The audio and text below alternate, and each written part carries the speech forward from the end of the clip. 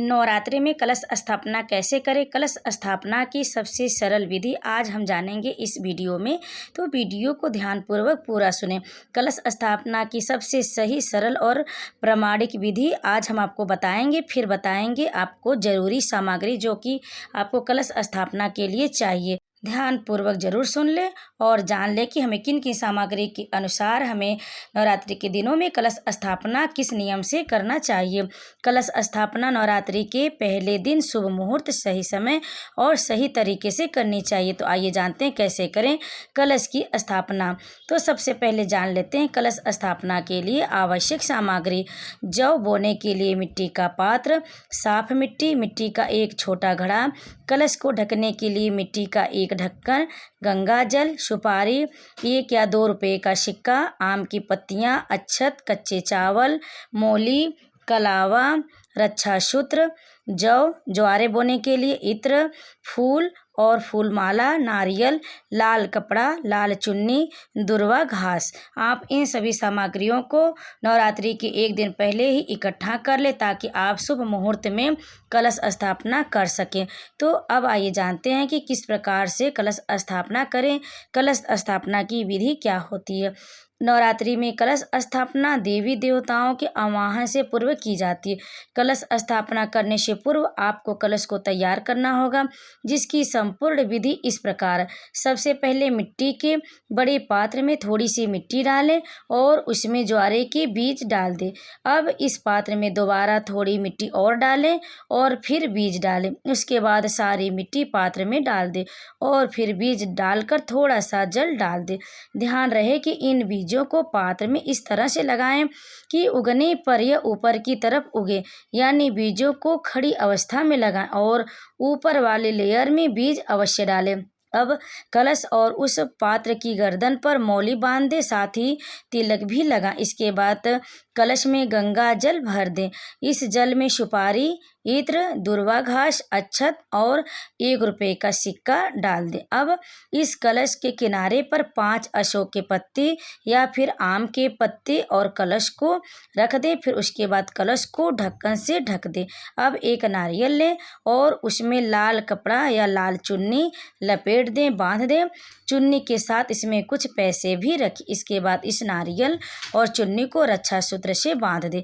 तीनों चीज़ों को तैयार करने के बाद सबसे पहले ज़मीन को अच्छे से साफ करके उस पर मिट्टी का जौ बोने वाला जो पात्र है उसे रखें।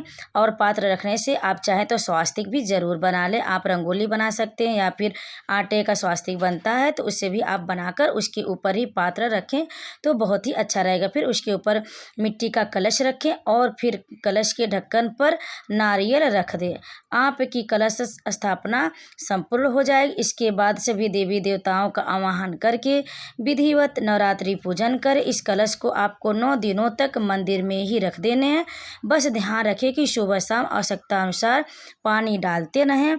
और फिर नवरात्रि में जो भी कलश स्थापना करता है उन्हें 9 दिनों तक दीप प्रज्वलित अवश्य करके रखना चाहिए। आप एक बड़े दीपक में बड़ी सी रुई बाती डालकर आप दीपक प्रज्वलित अवश्य कर ले, जो कि 9 दिन तक ले अखंड दीप जलती रहती। इसे ही अखंड दीप बोला जाता है।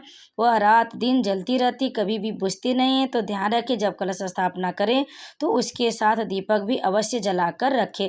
और नियमित रूप से आप कलश स्थापना करने के बाद उस पर सिंदूर का टीका भी अवश्य लगाएं, फूल चढ़ाएं और आप कलश की पूजा कर लें। लेकिन ध्यान रखें कि जब भी कलश स्थापना करें तो माँ भगवती की प्रतिमा के सामने ही आप कलश स्थापना करें और भोग प्रसाद चढ़ाएं। ध्यान रखें कि यह कलश हिलने ना पाए। जब नवरात्रि खत्म हो जाती है तभी इस कलश को हिलाया जाता है। तो आप इस तरह से कलश स्थापना नियम पूर्वक, विधि पूर्वक करें। तो दोस्तों आप समझ गए होंगे किस प्रकार से नवरात्रि के दिनों में कलश स्थापना की जाती है। तो हम आपको एक बार फिर से बता देते हैं कि किस प्रकार से सरल विधि से आप नवरात्रि में कलश स्थापना करें। देखिए, किसी साफ जगह रंगोली बना लीजिए, उसके ऊपर आप किसी पात्र में मिट्टी रखें, फिर उसमें जौ बोएं, फिर उसके बाद कलश रखें। कलश में 1 लोटा जल डालें, उसमें गंगा जल भी डाल दीजिए।